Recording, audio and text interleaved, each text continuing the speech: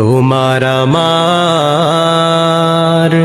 প্রিয় নেত্রী হাসিনা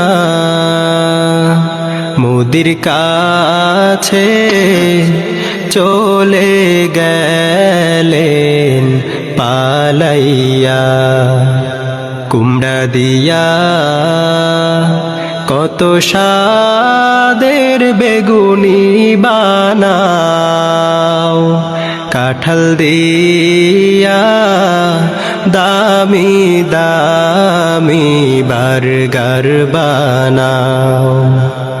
পিঁয়াজ ছাড়া কত সুন্দর তরকারি পাকাও, কাঁচা মরিচ সেদ্ধ কইরা ফ্রিজে জমাও।